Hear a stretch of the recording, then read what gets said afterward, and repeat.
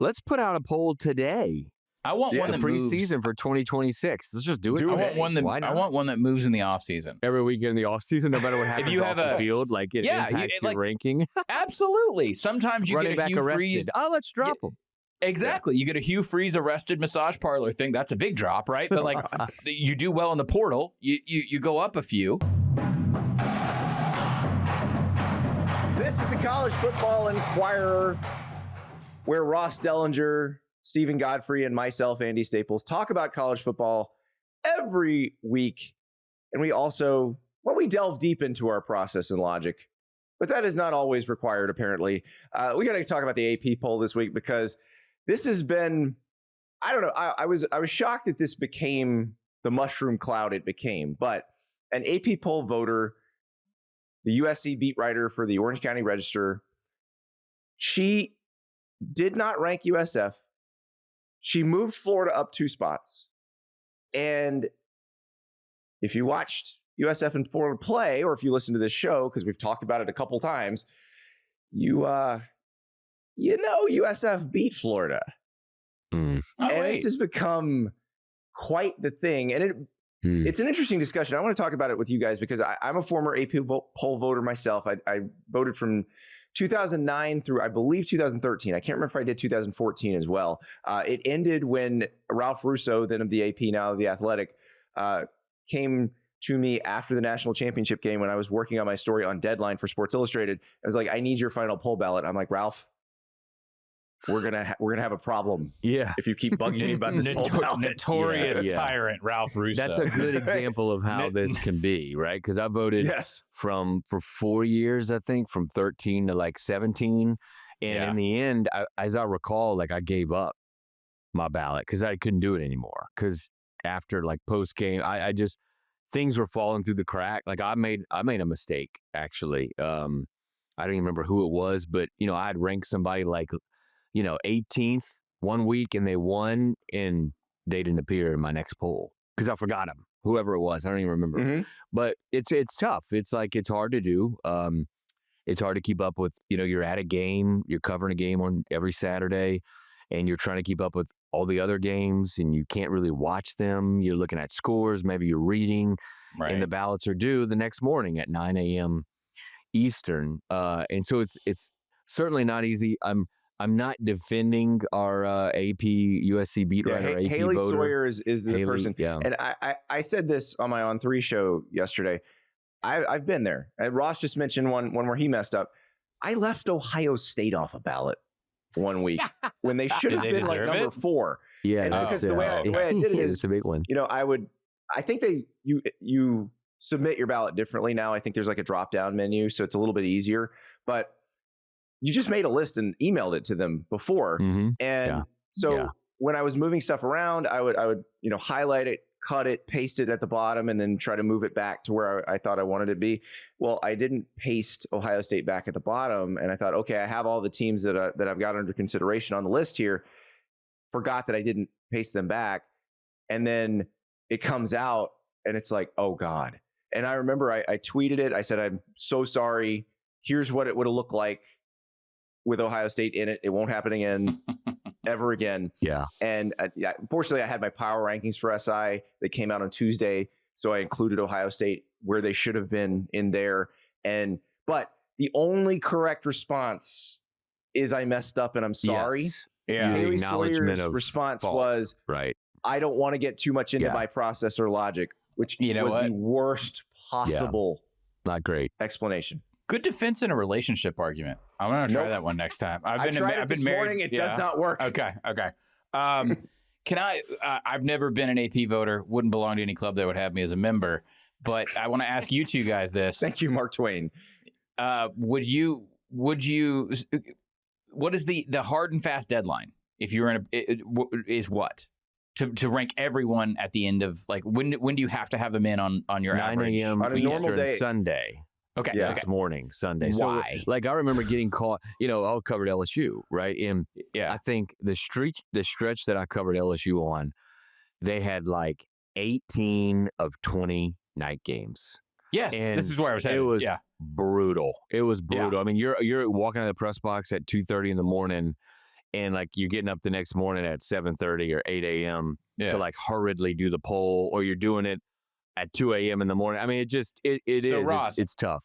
How many Boise or Fresno or USC or Colorado games are you able to watch? Right, minimal, right? Yeah, very few.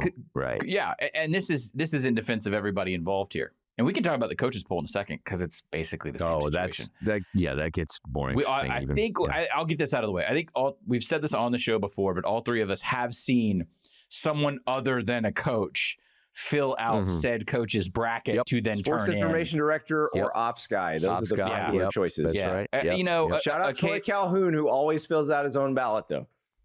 I bet he does. Usually like a training table cafeteria member, whoever just happens to be holding it in a second. Here's a crazy question.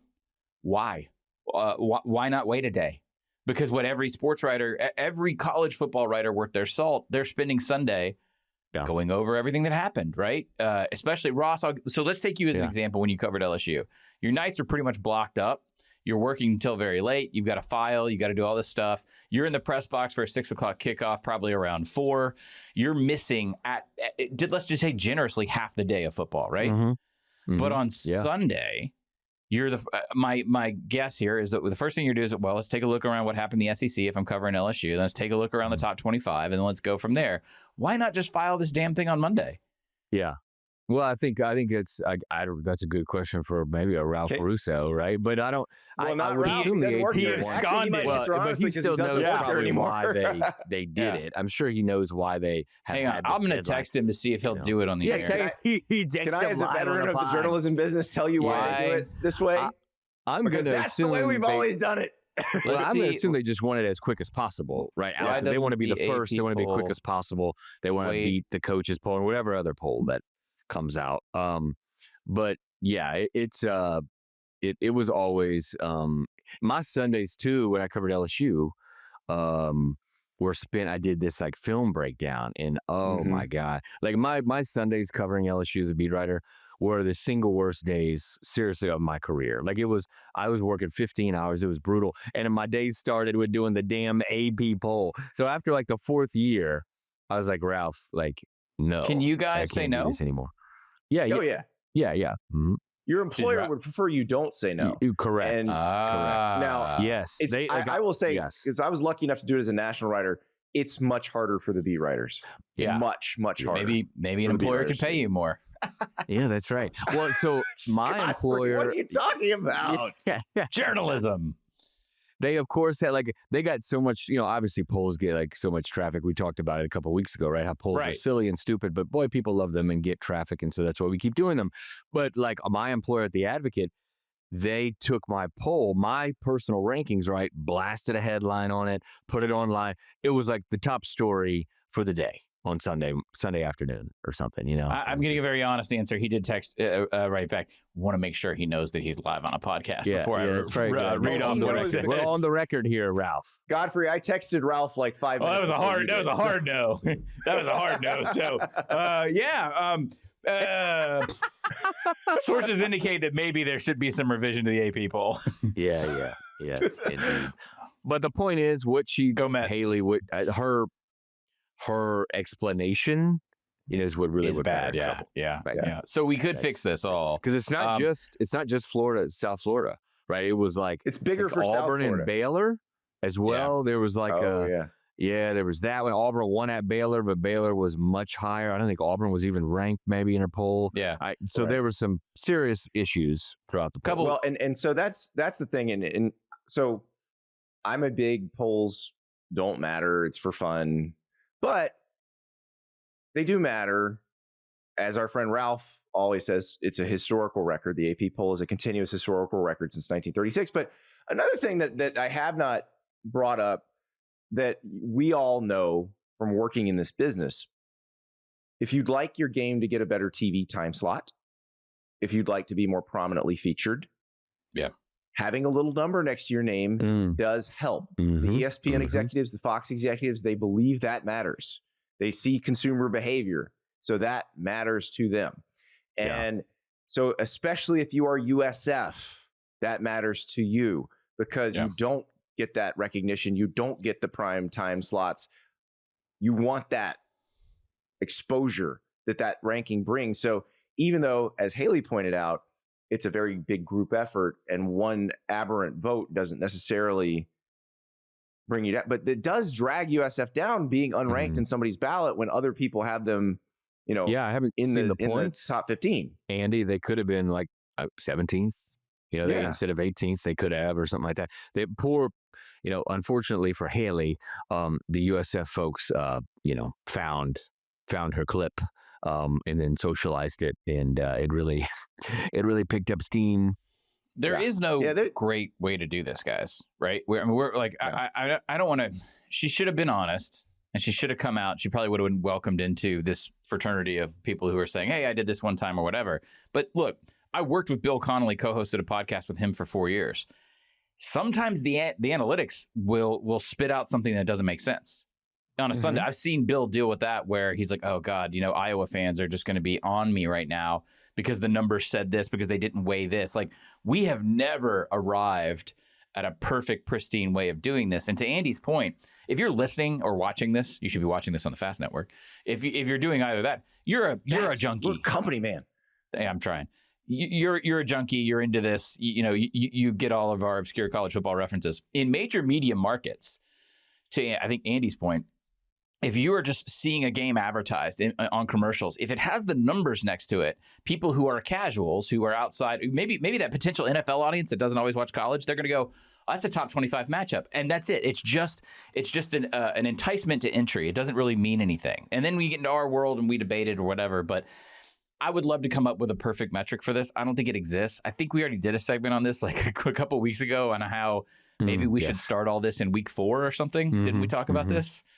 Yep. But how could you hype week 1? Somebody will just come up with a ranking because who's leaving those somebody clicks on else the will table. come up for a ranking, right? Yeah. Yes. I mean, what's the soonest we have rankings? Isn't it like a minute or two after the national championship game in January? We have our way too early. No, it's even before that now. My boss last year was like, "Hey, everybody else is putting theirs out after the national title game. We're going to put ours out before."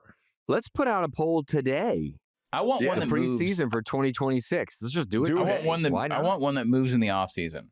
So what I'm saying is, I want to live it. Yes, but I want a living one every week. So in other words, like if every 1 week, in the off season, no matter what happens, if you have the field, like it impacts your ranking. Absolutely. Sometimes you get a Hugh Freeze. Oh, let's drop them. Exactly. Yeah. You get a Hugh Freeze arrested massage parlor thing. That's a big drop, right? But like you do well in the portal, you go up a few. Right? No, I think this is a fantastic idea. I think it should never stop. We need more AP poll. So my editor at On3, you're welcome. I hope he doesn't listen to this show, because if he does, he just gave me a lot more work in the office. I'm going to come in. I could give a great speech to that editor. Because he's like, that sounds amazing. Yeah. Why are we not doing this? Live all the time, like the Running Man. Let us talk about one of those matchups where the teams have little numbers by their names. I actually had to look it up to see where they are. Where number are they? 16 in the AP poll, Texas A&M is headed to number 8, Notre Dame. If you remember last year, these two met at Kyle Field in the season opener and played a rock fight that Notre Dame won. Yeah. This one's interesting, though, guys, because Notre Dame is coming off a season opening loss at Miami. They've not played since. They were off last week. Texas A&M hadn't played anybody particularly good yet, but has quite a bit of meat coming up on its schedule. Notre Dame, unless some of the teams left on its schedule outperform their expectations for the season, doesn't really have much of a challenging schedule remaining after the Texas A&M game. So I ask you this. Does Notre Dame have to win this game to make the playoff as a 10-2 team? Because I'll point you back to Miami last year, which was a 10-2 team that we didn't think had any quality wins, and they were left out. So does Notre Dame need Texas A&M as one of the wins in the mix if they want to make the playoff at 10-2? I mean, I hesitate to say yes. So I think if I had to pick one, I would say no. I mean, they have, like, if you look at the schedule, right, the key ones they had to play at Arkansas.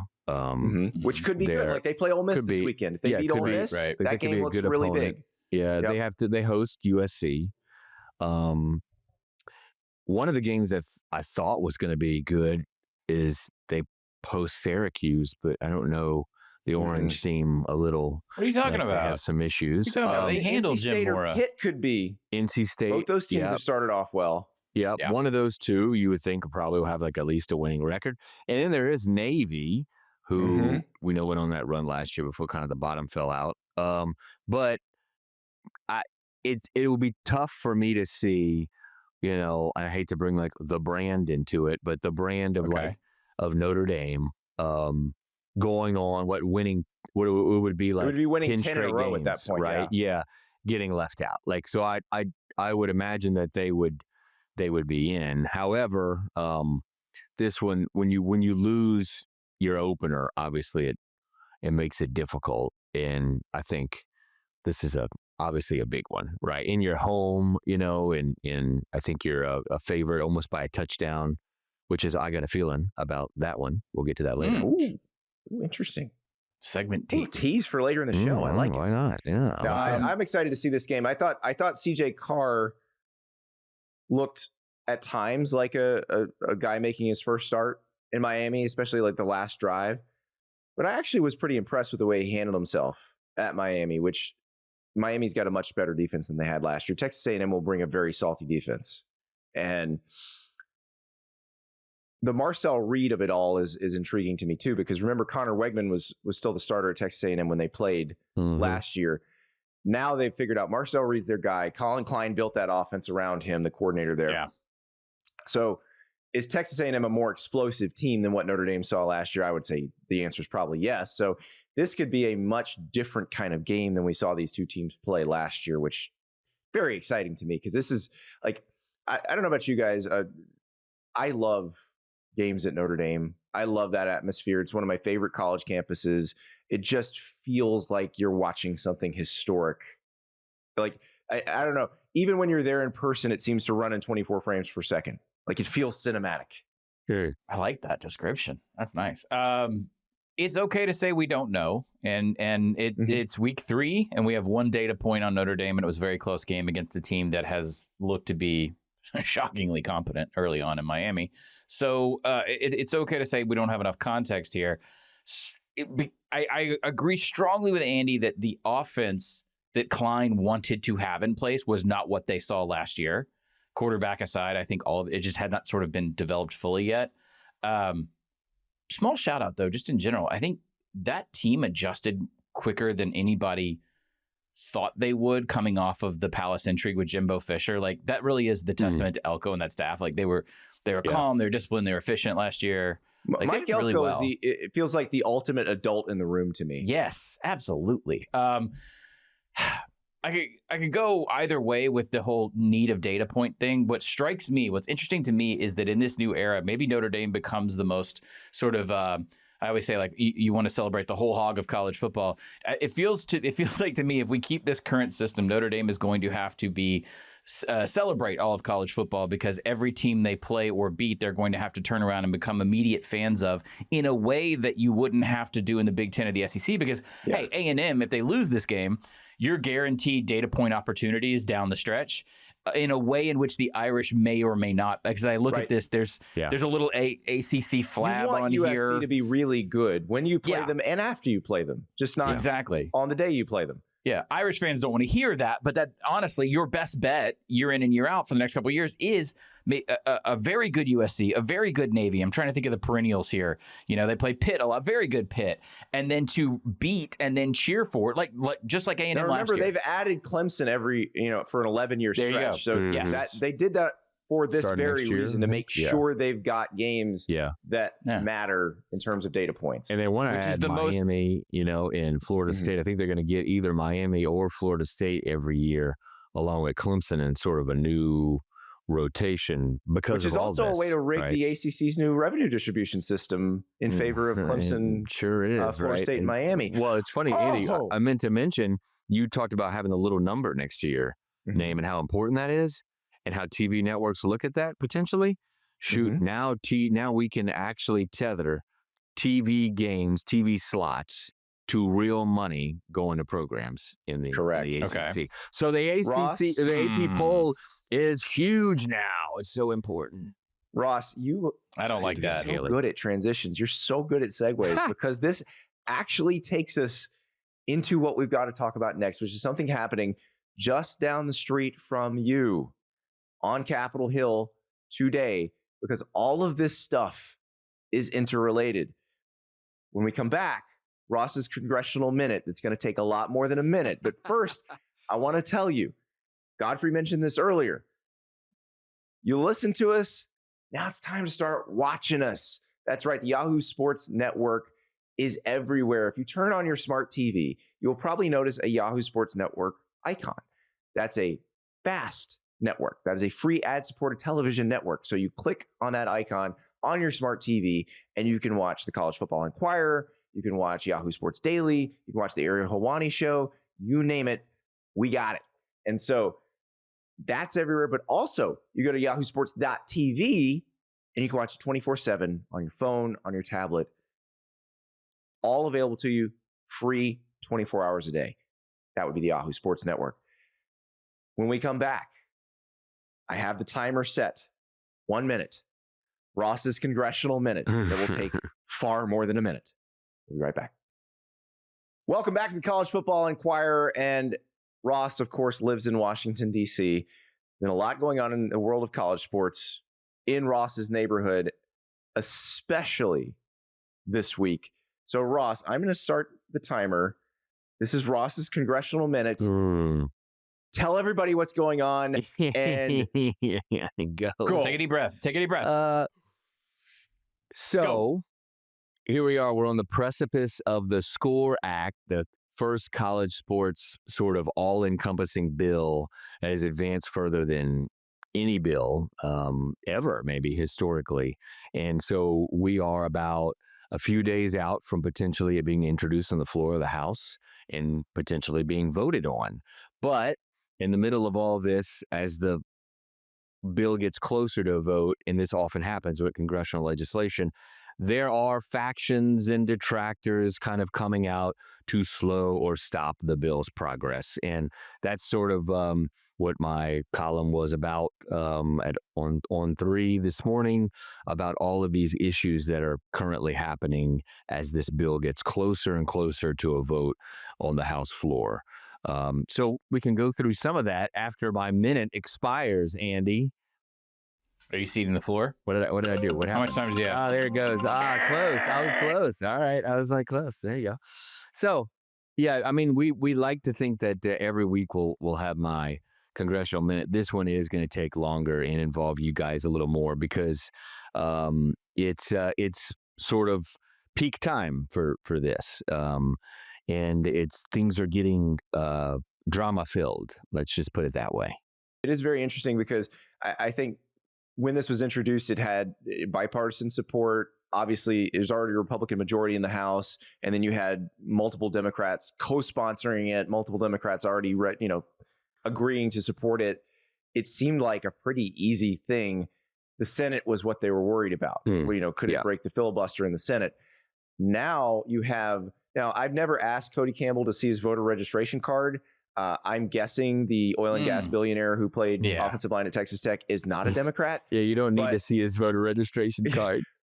But that he is duck very looks much like a in duck. opposition to this. And it seems to me like everybody outside the SEC and the Big Ten has now started to say, wait. Are we sure this isn't a way to codify their power? And maybe not, Ross, you tell me, maybe it's not just the SEC and the Big Ten. Maybe it's SEC, Big Ten, ACC, Big 12. But Cody Campbell is a Texas Tech guy. I'm assuming his opposition to this is related to wanting Texas Tech to be in the club whenever that forms. So feels like more like haves versus have-nots than maybe specific conference lines. Mm-hmm. Yeah, I think that's fair.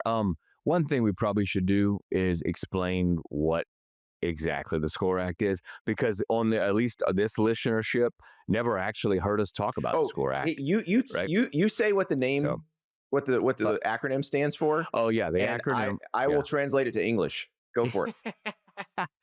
Student Compensation and Opportunity Through Rights and Endorsements Act. Translation, all the old guys who used to hoard all the money would like to codify the House settlement so that they can continue hoarding all the money. They would like an antitrust exemption that really no other industry other than the railroads have, to have permission from Congress to break the law and collude to keep more money from athletes. That's what they'd like to do. Yeah, let's break down. I think the 4, maybe 5 Ross, biggest of course, things will disagree in this bill. No, I don't necessarily disagree. I'm just gonna, because I think many people believe that you are accurate there, and that's why there is so much pushback. I don't think Greg Sankey would believe I'm accurate. No, probably not. No. And so number one, it codifies the House settlement in the revenue terms, which for me the main thing is, it requires athletes to submit their outside NIL agreements to the NIL Go clearinghouse. So that's number one. Number two, it preempts all these state NIL laws, which most people in like every field, no matter where you lie on this issue, seem to be in agreement to that. There needs to be one law. It's very confusing, very difficult. Yes. Right. 3, it prohibits athletes from being deemed employees. That is certainly a dividing point, as many Democrats are backed by unions and players associations have come out against that. And number 4, and this is the big one, as Andy mentioned, kind of highlighted there, it grants the NCAA power to enforce and create policy around an assortment of things, including transfer rules, eligibility standards, playing rules, and D1 membership criteria. Which is also sort of an issue, and why the lower resource programs fear that this gives the Power 4 or Power 2, whatever you want to call it, more, too much power, right? It changed things. Now, a couple things this does maybe that were put into the bill as a compromise with Democrats, because this is a Republican-authored bill, is one, it provides 3 years of postgraduate health care to athletes.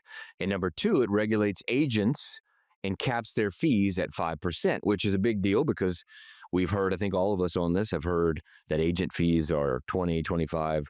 The highest I've heard is 28%. So it caps it at 5%. Which, some of us have agents now. I don't right now. I've had an agent before. Industry standard on a lot of this stuff. And I think people are assuming it's like the NFL with the contract advisor. That's different. Like that's limited by the NFL CBA to like 3.5%. Yeah. But their marketing deals are different. Those are like 10 to 15%. So like 10 to 15% is pretty industry standard for these sorts of things. 28%, 20%, which some of these guys are trying to pass off as legit, you're getting ripped off. Parasitic. So that's what they're working on. Yeah. Ross, let's talk about the Sports Broadcasting Act, because that specific piece of legislation kind of broke through thanks to an aggressive advertising buy by Mr. Campbell. Mm-hmm. And so a lot of the rank and file, a lot of the normal, we always want to take it back to the normal casual consumer. They are seeing these commercials over the last couple of weeks of football, college and NFL, and they want to know why the Sports Broadcasting Act specifically is being talked about now and why it should or shouldn't stick around. But not in the SCORE Act, which is further confusing everything. Yeah, correct. Let's lay out what the Sports Broadcasting Act is, right? It's mainly for professional leagues, right? It gives them the ability to pool their broadcasting rights without breaking antitrust law. So the NCAA right now, let's just keep it to maybe the FBS, the Football Bowl subdivision, the 10 conferences there. Instead of pooling their rights like for years, right? They've each individually, conferences have negotiated their own TV deals. And so it's kind of like a fractured environment. And the theory is that if you pooled all those rights from the 10 conferences, or even from the 4, maybe more so, you will get you'll get more money from the TV networks because you've consolidated your rights. And with that money, you can use it to help these sort of cash-strapped athletic departments that are now using the money, the profit and revenue from football to pay football players instead of using it that it historically has been used, which is to fund Olympic sports that lose millions of dollars. So the thought is you make more money on a consolidated media rights, you can pump it back and save Olympic sports. That's the theory. And the thought is, according to the numbers, everybody is giving the sunniest possible. Yes. So yes, they are. The obvious question here is that the math doesn't seem to shake out on that theory. That right now, if you were to consolidate, so I'm going to spell this out. Oh, I assure you the math would work. They would make a lot more money if they could consolidate. You think they would? If the Big Ten and the SEC could sell their rights together, it would make a fortune more money. Who is them? Who is they? And who is together? That's an important part, right? Is it the 10? Right. Is it the 4? Is it the 2? Right. Absolutely. The numbers say that right now, I think it's $4 billion is the total value of FBS TV contracts. Right. And the thought is it will be $13 billion in X amount of years. Most people believe it'll at least be two times the amount. Yeah. But again, there's all kind of problems with this, right? Because the networks have to agree to break deals that go out 10 plus years, first of all. Second of all, the theory is that schools will get more money and use that money on Olympic sports that lose millions of dollars and not use the money on football. Right. Correct. That's a problem. When have schools done sort of the right thing with their money and supplied it more to other things outside of what makes money? Right. We're seeing that with the revenue distribution. I would say always, because they do that now. Andy, can you explain? They don't have to sponsor any of those sports now. They have a requirement to football's sponsor been subsidizing all those sports forever. So. They have, but I mean, in certain ways, they have a requirement for those sports, right? If they want to be FBS, they got to have 16 sports. And my alma mater has 16. It probably wouldn't have 16 if it didn't require for it to be. But think about what's happened to revenue distribution, how they're distributing revenue, right? 80-90% of it's going to football, men's basketball for a reason. So who's to say when they get more money from some consolidated TV contract that they'll just suddenly start pumping it into Olympic sports than they have? And I had this discussion with Cody Campbell because I actually wrote about this February or March of this year. Because I think the Sports Broadcasting Act piece of it is the most interesting piece of it. And I think it's the one piece of antitrust exemption they can actually get. Like the SCORE Act exempts them from the Sherman Act, keeps them from getting sued for collusion. It's the reason it'll never pass both houses of Congress. Like it will be DOA in the Senate. So this one, you actually have a chance because you are running essentially the same business as the NFL or MLB at this point. So like you have a chance of getting this passed, but it's to Ross's point, or maybe it was Godfrey, who is everybody in terms of pooling the rights? Well, that is the $64,000 question, or rather the $13 billion question, because I said to Cody Campbell, I'm like, you do realize this may get you what you want, or you may pave the path for the Big Ten and the SEC to create a super league and leave everybody else out. Yeah, that's right. So this is without getting into the future too much. And I've been talking about super leagues for 7 years and got laughed at a long time ago. I don't want to go there yet. I want to continue to sort of educate on the concept of them and they. Andy, can you sort of efficiently, because there's an entire kind of two generations of college football fans who have used TV deals as part of the us versus them metric of like, well, SEC is better than Big Ten, Big Ten's better than the SEC. Because why would, let's just say hypothetically, that the Power 2 or the Power 4, if they join together, I don't know how many schools that is off the top of my head, plus Notre Dame, and they negotiated their television rights as a block, why would that yield them more money?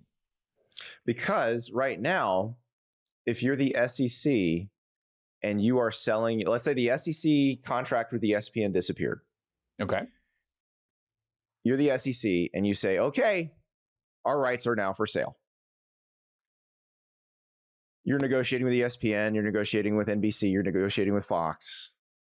Okay. And let's say you go to Fox and you say, okay, we're going to give you this package of games and it's going to cost you this much. Fox is going to be like, no, thank you. We'll just take what we'll just buy it from the Big Ten. Okay. It is, you are the consumer and you say, I'm going to Target to look for this thing. And they say it costs this much. And you say, no, thank you. I'll go to Walmart. If you would like to buy professional football, you can't go to the NFC East teams and be like, hey, if you don't give us the price I want, I'm just going to go to the NFC North. This is Jerry Jones' dream. Negotiate a better deal. So instead of, and remember, live sports are the only thing that bring an audience that watches commercials on television anymore. 48 of the top 50 television programs in the United States last year were football. Correct. So if the SEC and the Big Ten, and if you want to have the ACC and the Big 12 in there, that is really the argument. But the SEC and the Big Ten are the two important ones. Okay. Without them, there's nothing. If the SEC and the Big Ten were to say we're going to sell our rights together as one, they could charge at least twice as much as they do now. Okay. And probably 3 times as much. So, the thought is at least twice. Yeah, maybe as much as 4 times. But that's the thought, and that's sort of the numbers that they've run on this thing. But here's the point. People are probably wondering, like, who's behind this? And you mentioned Cody Campbell. But there's also, right, there's other people. That's right. There's plenty of other people, right? There's people Capital. in the group of 6 conferences that within college athletics, commissioners and athletic directors. And there's some probably even in the Big 12 and ACC that want to see, that need more money, more than the Big 10 and SEC, and want to see that money potentially spread out more evenly than it is now. And so that's the theory. There's private equity backing this idea. Yep, as well as you mentioned, Smash Capital. It's the sort of, they don't like to be called a super league, but it's the super league-ish PE sort of deal I wrote about last October, almost a year ago, and they're still very active, and they've been active sort of with Cody Campbell, and their ideas mesh, right? They all need, for it to work, for all this to work, they need the Sports Broadcasting Act changed. And to the degree, maybe to put sort of a bow in the SBA talk, is Steve Scalise, who controls this legislation, the House leader. We spoke to him last week, and he didn't beat around the bush. He's not amending the bill with the Sports Broadcasting Act. Right. And he doesn't have any interest in doing it. He doesn't have any interest in amending the bill at all. He wants to see the bill pretty much as is go through the House. So I don't expect a ton of changes, although today, as we are taping this, there's some meetings on the Hill that could lead to some changes, most of them fairly minor, to the bill that would get more Democrat support on board. We'll see if that happens, but they might not need it, right? They might not need it. This thing might get through the House, but the real hurdles, as Andy mentioned earlier, is in the Senate. Yeah, you would need to break the filibuster, so you need 60. There are not 60 senators from non-SEC, non-Big Ten states. Yeah. There's your problem right there. That's the hurdle that they probably will never be able to overcome without just straight up bribing people. And I don't think they have the money to do that. So I'm still stuck on because there's a dangerous line here. Oh, if you're not in the power too. Can I add something to the we discussion? Yes. So comments from Ted Carter to USA Today. Ted Carter, president of Ohio State, call sign Slapshot when he was a pilot in the military. He is saying the quiet part out loud. And Ross, I believe you've written about this a bunch. So we mentioned that we were talking about the AP poll in certain conferences, the ACC now, how much TV viewership you get directly correlates to how much money you get from the league. The Big Ten and the SEC still distribute money equally. Well, Ted Carter told USA Today that maybe it's about time the biggest brands in the Big Ten, like Ohio State, like Michigan, like Penn State, maybe they don't need to share equally with Purdue and Northwestern. So this is it. And I know we're not there yet, and I know like Ross's reporting is on these sort of incremental. Lines are becoming very clear. We're still in the forecasting business. We cannot tell you that rain is coming for sure, but the way the storm clouds look is that so I made this mini series last year, Who Killed College Football, and it was the entire conceit was everyone has a different theory on this from the rank and file perspective, and then inside administrations, and it's this. It usually works if you just blame Derek Dooley. But pretty well. You're about to find that out in American politics, too. What was fascinating was everybody is still convinced at the end of the day it's X that did this, it's Y that did this, whatever. But the scenario, the end game that most fans hold anxiety about, unless you are one of maybe 15 helmets that we see every Saturday, is the moment, and Andy, I think you and I have talked about this before, maybe not on a podcast. The moment is not when does the Big Ten eat the SEC? When does the SEC take North Carolina? The moment that I've been saying for years is the day or the morning that Ohio State wakes up. Actually, it's not going to be. Here's what it is. It's the morning that Alabama wakes up and realizes, I've got more in common with Ohio State than I do with Mississippi State, with South Carolina, with Kentucky. Right. Just throwing those out Ohio State, Michigan, Alabama, LSU, all getting together and saying, why are we subsidizing everybody else? It's a microcosm of what we've seen in the grander, right, NCAA Division I, where that's happening in the FBS level or in the power conference level, subsidizing everybody else. And it's part of the reason why the Big Ten and SEC specifically are so against any changes to the Sports Broadcasting Act, right? They want the power gap and the revenue gap to remain. To remain. They want the advantage, of course. They want the benefit to continue. We have, on this show, we have plugged the book, The Club, How the Premier League Became the Richest, Most Disruptive Business in Sport by Jonathan Clegg and Joshua Robinson. I will again recommend, if you have not read that yet, read that book. Greg Sankey, the commissioner of the SEC, read that book with great interest even before it was released. I believe he got a preview copy. And if you want to understand what is about to happen, it has already happened. It happened in the late 80s, early 90s in English soccer. That is exactly what is about to happen in college sports. Yeah, so my oldest is 11, and I think by the time my kids are graduating college, the idea of the SEC logo or the Big Ten logo is going to be considered nostalgic. I think it's going to be a throwback to a different time. And if you are at one of these 35 schools, I just pulled that number out, Ross, 35-ish, 40-ish, whatever it is. Between the two, 36, right? Just in saying, like, if there's a reformation, if there's a moment where, what Andy has said, where they start pulling. Yeah, they're not kicking out Purdue and Vanderbilt. Yeah, they're leaving. They would just. This is what I'm trying to say. Behind. They're leaving, guys. Just like the Pac-12, same thing happened, right? It's the same. Yes. It's sort of the same like game plan that we're going to see. And Godfrey, you mentioned like the day of reckoning. The point is when like Alabama and the Ohio States wake up and be like, "Hey, why are we subsidizing Purdue?" And the president of Ohio State that's already said it in the freaking newspaper.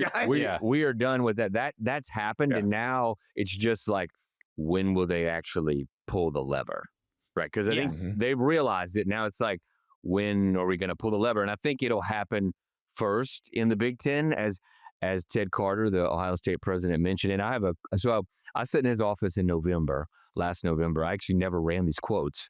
And we talked about this. And I'm just going to read some things that he said to me when I asked him about a new. So this is 10 months ago.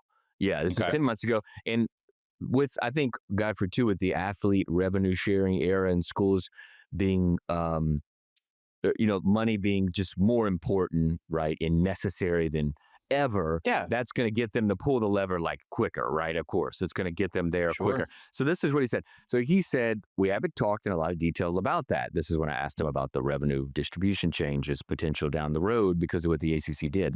We haven't talked in a lot of details about that. If we get into that conversation, we certainly are in a position of strength. I think we do bring a lot more. It's a big difference when we play that school up north, or if we play Texas next year to open up the season, than some of the other games. Those are going to be high profile matchups.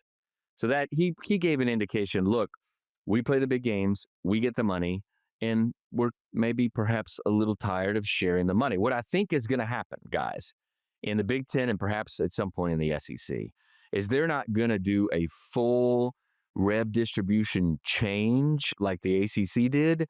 I think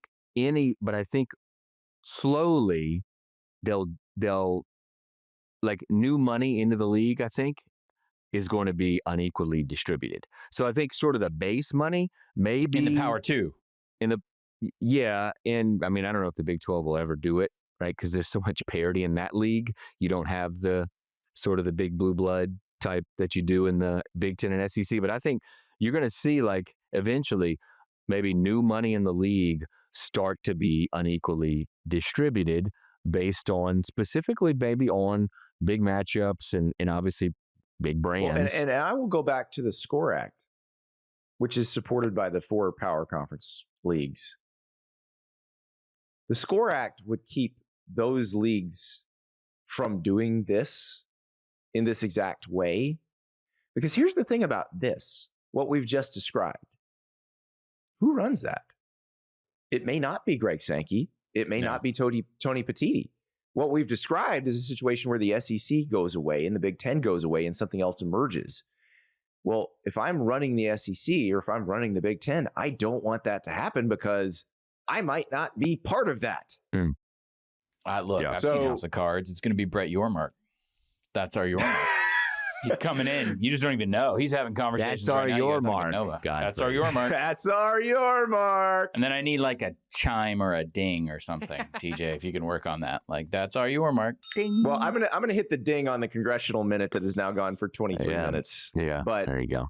I actually think we did a good job compressing the various tentacles of this thing into a discussion that people can understand, because it is very confusing. And I don't blame people for their eyes glazing over and going, what in the world is this is a lot. So we'll see what happens with the SCORE Act, potentially going to the floor for debate and a vote, which is, as Ross pointed out, a lot farther than anything else has gone. And then we'll see what happens in terms of the opposition to it and who comes out of the woodwork next. But we got to get back to actual football. Yeah. I got a feeling that you're going to fade my pick, but that's okay. Godfrey and Ross are very confident about theirs. But I'm 0 for 2, so I'm a little down right now. But that's okay. We'll be back talking some huge games on Saturday. We are back at the College Football Enquirer, and we promised.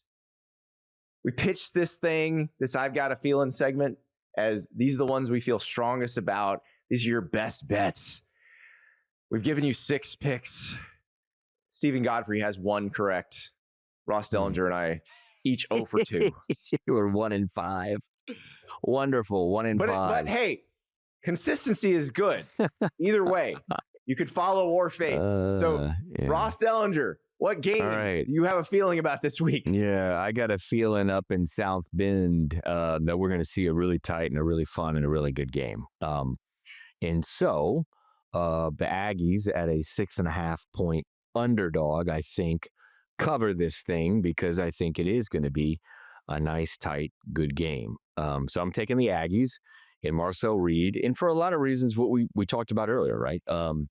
This is sort of a different A&M team than we saw last year. We got a new quarterback. We got just sort of a system that's now, a little bit more progressed. And I think I saw enough out of Notre Dame to make me think that, they're a top 25 team last week, especially the way they came back against Miami. But I saw enough issues, I feel like, on the lines with a really young quarterback that gives me pause even at home in this game. So I don't know that A&M goes in there and wins it, but I think it's close enough that they cover the 6.5. So give me the Aggies there. All right. So Ross takes the underdog. I'm gonna wrap my arms around the Death Star right now. So I was ready to take Georgia to cover against Tennessee when the spread opened Sunday at -7. I have a feeling this is just Kirby Smart. A good bet. Kirby Smart saying, enough of this. We are Georgia, damn it. Enough of this thinking that we are going to be knocked off our perch and that we're not going to be one of the best teams in the SEC and that we're just going to be above average. Well, guess what? When that line came out, the money flowed in on Tennessee. By Monday, it had dropped to Georgia -3.5. So I was ready to take them at -7. I will take Georgia at -3.5. I am fascinated by this game. Tennessee's 2 top corners are out, which we knew was probably going to happen, but there was hope that maybe Jermon McCoy could get back for this game. It is not going to happen. He's been listed out on the availability report. He's not playing. We'll find out if Georgia's receiver upgrades in the portal really made a difference. We're going to find out if Gunnar Stockton can be an effective SEC quarterback. Let us not forget, this is Gunnar Stockton's first SEC road start. You have two of those going on this week that are very interesting. First SEC road start for Gunnar Stockton at Tennessee. First SEC road start for DJ Lagway for Florida at LSU. So how do those quarterbacks handle these very, very intense environments, which also happen to be featuring really good front sevens?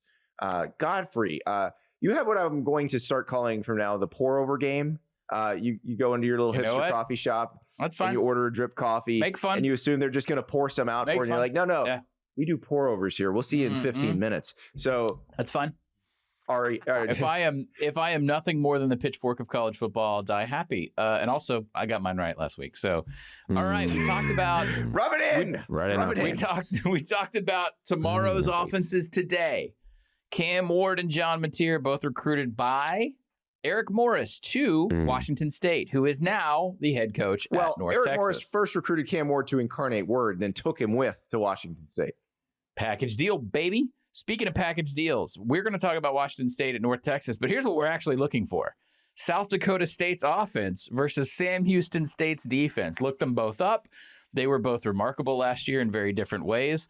You have a trend that's emerging in college football, which is we're going to graft a coordinator, not just as quarterback anymore. We're going to go wholesale. Okay. So Skylar Cassidy, when Keeler left Sam Houston State to become the head coach at Temple, wanted to stay in the state of Texas. He and 7 of his players, so I think all 7 are starting, go to North Texas. We talked a lot about South Florida earlier in the week. There was always going to be this space at the top of the American for one team, probably outside of maybe Tulane, that has one of these really good offenses, and that's definitely North Texas, right? But doesn't understand the concept of defensive football. If one of these teams could just be marginally better on defense this year, they could make noise at a national level. Todd Orlando has done a fantastic job for South Florida so far. Situational. Boise's probably not that good. Florida was very effective at shooting each one of their toes off as they went through that game. But I'm very, very interested in the Sam Houston State defense, the South Dakota State offense. But I think, +6. I like Washington State +6 going to Denton, going to North Texas. All that to say the Mean Green are going to lose. Or no, I just said +6. Win by less than 6. Yeah. I just said, I actually think it's going to be a very close game. I think it's going to be a very fun watch. And this is one of those where it's like, hey, take a look because somebody here is either going to be coaching or playing at the very top of the game very soon. Yeah, it was interesting. So speaking of all that, it's amazing how our worlds have changed. I was watching a helpful video about how to pronounce the name of Jaron Keabe Sangapolitelli. That's the Cal quarterback. I already see people from SEC and Big Ten schools going, "You're going to love it here next year." Guys played 2 games. I just want to put this on the record in case this actually happens, because we're, again, like with this Cam Ward phenomenon. Okay, North Texas is starting not the Poffenbarger kid that they thought they were going to start. So they're playing the other kid. This guy, Drew Mestemaker, has what never... names they have, these guys. Wow. Oh, it's amazing. Yeah. Hey, this kid never started a high school game at quarterback. He was never the starter, and now he's starting for North Texas. The Kyle Trask. Right. That's what Kyle Trask at Florida was like that. He was behind De'Aaron King. Yeah, this is going to be the next weird Cam Ward ran the triple and never got recruited moment. I'm telling you, this is why I pay attention to these weirdo games. But by the way, Andy, you go back to your game. 8 straight years that Georgia's beaten Tennessee. The last time Tennessee beat Georgia was the Dobnail boot game. Josh Dobbs to Juwan Jennings in the corner of the end zone in 2016. And actually, that was before Josh Heupel came and got them to the playoff and started beating Alabama.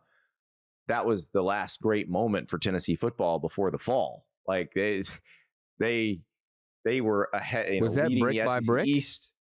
That is Butch Jones brick by brick. That's exactly right. Butch Jones. That's right. Yeah. I'll point out that it was Butch Jones' Arkansas State team that made me wrong on I Got a Feeling last week by getting blown the heck out by Arkansas. You've done this, but you've done this 2 weeks in a row where you're like, they're going to lose, but not by that much. Maybe it's just a trend that you've got. But I'm not doing it. See, this time I'm just picking the Death Star to blow up the planet. Yeah, that's what I'm doing this time. Good by news, the way, Vol fans. To switch it back briefly to politics, did you guys see the Arkansas governor say that she's trying to require Arkansas and Arkansas State to play every year? And, Arkansas State is also behind this too. But I'm sure Arkansas is like, they only went 114 years without playing. It would solve a very small local problem, which is that Arkansas has basically handcuffed into playing one game in War Memorial. They lose a home game every year to Little Rock. Why not just do that game there? Yeah, well, there's a lot of problems with playing a Little Rock. I think we saw it this past weekend. One of the beat writers there said a university, like the Arkansas football team, was like a half an hour late to the stadium because of the massive traffic. And then once the reporter got to the press box, there was no Wi-Fi. So, correct. The War Memorial is a special place. Ross, they're reinforcing stereotypes left and right. They covered. I covered a game against Georgia there, and I'm not talking about 25 years ago or anything. Like it was maybe 10 years ago. It is a thing that people in Little Rock insist on. It's all about local politics. So if you want to do it, then let Arkansas State be the home team every other year and just play that game there. You'll sell tickets. It is a strange. The population distribution in the state is an odd one. You have the two biggest population centers in the state. One is in the southwest corner or southeast corner, and one's in the northwest corner. And the university's in the northwest corner. And it is a long way, buddy, from the state capital, which is the other big population center in the state. We can do an Arkansas episode, but if I start, I won't stop, and it's going to end in strange places. Okay. What other games are we excited to watch? I have picked LSU to cover the spread against Florida on my other show. Okay. And the more I think about that, the more what's the spread? Regretting it. I think that game's going to be close. I think Florida LSU is going to be close. I think it's going to be fantastic. What is the spread? It's not. It was 9.5. I think it's down to. I want to say it's down to 7.5 now. I am most intrigued by this Clemson at Georgia Tech game. I am too. Oh yeah. Right. I mean, this is an interesting one. Yeah. I mean, we obviously Clemson competed pretty well against LSU right down to the wire, and then the next week, found themselves down 16-0, had to come back to win, and the offense at times was just completely inept. And man, the Yellow Jackets are a team like I don't want to play. They seem to play really hard. They have a good offensive line. They run the ball well, and they play like sound, good, solid defense. Good defensive line too. Yeah. And so Brent Key's done a really good job there. Yes. If you go to our friend Bill Connolly at ESPN, he does the SP Plus projections. The SP Plus projection for this game, the score prediction is 28-28, which is incredible. Real fast. I know we talked USF Miami earlier in the week. I said I was interested in USF Florida for 2 quarters. I'm not going to make that mistake again. 2 maybe under the radar that are decent. USC, Purdue, and Colorado on Friday night going to Houston. Colorado changing quarterbacks. And this Brian feels like Staub. They're not 100% there from a talent, or at least from like a recruiting / portal perspective. But this is how Fritz gets you, is like he starts in, he does a pretty thorough power washing of a roster, and they're bad for a second. And then all of a sudden he's got that sort of like to his level world beater. This feels like this is a season in which Houston has a couple surprising wins. So I'm keeping an eye on that. And then USC Purdue is just I would like to see that defense from USC make that statement I said they would. USC's looked awesome this year. They really have so far. And I granted it's not against the best competition, but hey, we were talking about Clay Helton bringing Georgia Southern in there and how crazy it would be if they were competitive. They were not. Like they got destroyed. There were some junk time points in there. I can give you a slate of anxiety games real fast. I'm watching Memphis at Troy. I'm watching FCS. See, I'm not anxious about Memphis at Troy. I think Troy has the letdown after going to Clemson, and the well-coached Memphis team just comes in and rolls. Okay. All right. Eastern Kentucky goes to a winless Marshall. I don't know if we've found the basement yet for Marshall. ODU at Virginia Tech. That story tells itself as Virginia Tech continues to have one of the most depressing campaigns. And then speaking of depressing Kansas State has to go to Arizona, and they gotta win. They gotta win. Arizona's 2-0. This is a really interesting one. Non-conference game, by the way. Mm-hmm. Yes, they're pulling the NC State weight previously card. scheduled. Wasn't it previously scheduled before the and they were just like, hey, we're going to leave expansion. And it wasn't as dumb as the ACC thing. Where it wasn't quite. We are conference foes. It wasn't quite as silly as. Yeah, but we're just going to scheduled when they did not play in the same conference. we haven't mentioned probably because it got a little bit diminished because West Virginia lost at Ohio, but the backyard brawl with Rich Rod is back.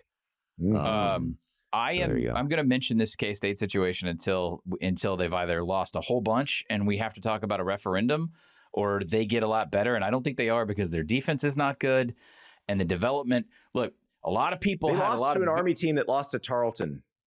Well, Army switched their quarterback. I know they switched quarterbacks. I'll give them. And anytime Army gets cute, it bites them. They swapped out the new kid, Cade Helms, and they were. But here's the deal. I know what Army is. I love triple option. I grew up on it. When you're 6 of 7 on 4th down against a Power 4 team with a 5-star quarterback, something is wrong here. That defense for Kansas State is as questionable as the offensive scheme they are putting around Avery Johnson, because you still see those flashes, but it is not coming together. One more game before we go. It's your alma mater, Godfrey. Arkansas goes to Oxford. I was just about to mention that one. Yeah, Ole Miss destroyed Arkansas last year. I think this is a very different Ole Miss defense than what we saw last year. Kentucky was moving the ball, and Kentucky, by the way, is making a quarterback change this week. Carter Bowley is going to start for them now. So I was a little bit unnerved by the fact that Kentucky was moving the ball at all on Ole Miss. Now, it could just be that Kentucky has Lane Kiffin, like Mark Stoops has Lane Kiffin's number. They play close games and tend to historically. But Taylon Green's been really good so far for Arkansas. Obviously, the competition hasn't been that great. But my guess is Arkansas is going to score some points in this game. We could see a shootout there. That could be a lot of fun. That looked like that defense against Kentucky looked like Pete Golding minus elite talent. So it feels like that sort of natural step back. But then also Austin Simmons is, as we record this on Thursday morning, limited or out in practice. He's the technical play, report was. Yeah, he was listed as probable on the availability report. So he's gonna play, but I would expect to see the other kid from Ferris State, who what's his name? Shambliss. The kid that came in from Ferris State. I would expect to see 2 quarterbacks, and you know what? Trinidad Shambliss. Thank you. It was a win. It was on the road. It was in the SEC. It was against Mark Stoops. All those things are true. Never really convincing. Never really effective. It's obvious this is not last year's team. So this is the kind of game that Lane Kiffin usually loses, to be honest. Oh boy! And if that happens, that flips some certain things on its ear. Specifically, the Sam Pittman. The money coaching here. So, I was hoping you were going to our 5-7, 4-8 debate. You're going to cost. It could be a very expensive win for Arkansas. The 500 buyout. Exactly. Well, it costs you nothing to listen to this episode. It costs you nothing to watch this episode. When you click on your smart TV, you will see the Yahoo Sports Network icon. Click that. You can watch This Year College Football Enquirer. You can watch all the other Yahoo shows. Also, if you'd like to watch on your phone, on your tablet, on the go, 24/7, go to yahoosports.tv. All the shows available on demand, on video, in all their glory. Thank you so much for listening, and we will talk to you on Sunday after the games.